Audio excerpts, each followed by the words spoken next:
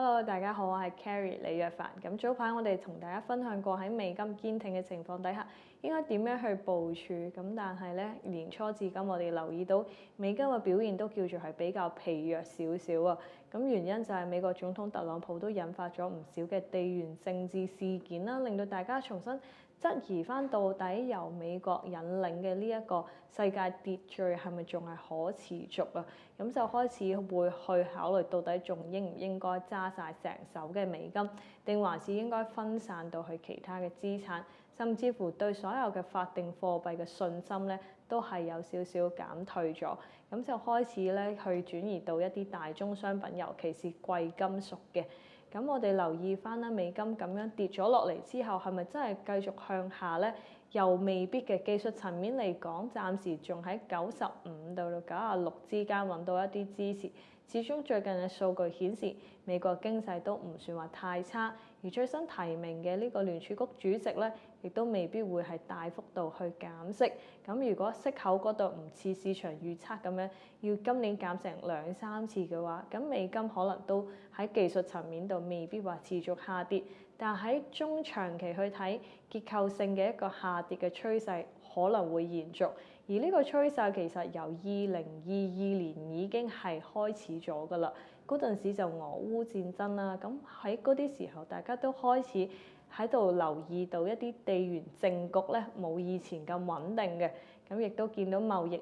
唔再係好似以前咁自由啦，咁啊通脹都開始係上升咗啦。咁一啲央行咧都唔再係咁獨立啦，咁亦都留意到好多嘅國家，尤其是發達國家，由疫情之後咧，使錢係使多咗嘅，財政狀況長遠嚟睇未必咁可持續，咁就會擔心咧法定貨幣長遠會有一個貶值嘅風險。咁喺呢啲情況底下，我哋覺得個去美元化嘅趨勢咧應該就未完待續嘅。咁美金如果真係長遠向下嘅話，又應該點樣部署？咁我哋會覺得，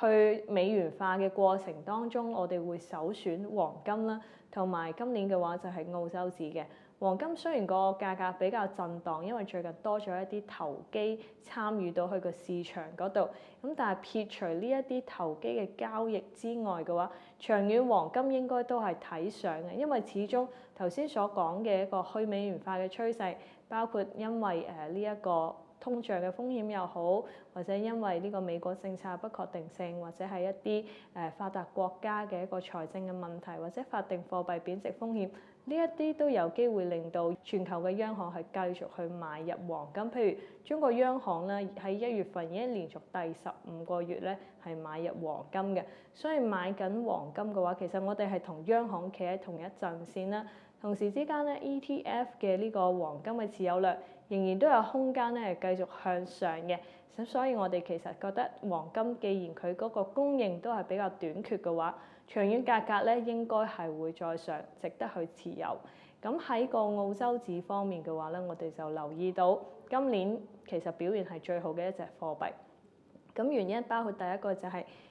澳洲係出口比較多嘅大宗商品，而大宗商品嘅市場今年表現都非常之強勁嘅時候，澳洲紙咧絕對受惠。其次嘅話就係好多央行其實而家都仲係講緊暫停減息或者係仍然減緊息嘅時候，澳儲行咧喺2月份就已經開始咗加息㗎啦。而佢加完息之後咧，央行嘅官員都仲係釋放翻一啲鷹派嘅信號，暗示緊嚟緊仲有得再加落去。咁喺息口嘅優勢嗰度咧，應該會支持澳洲紙咧維持一個比較偏強嘅表現嘅。咁所以整體嚟講咧，去美元化嘅趨勢應該會持續。長遠去睇咧，美金有機會仍然有下行嘅風險，所以分散翻呢個風險嘅話咧，又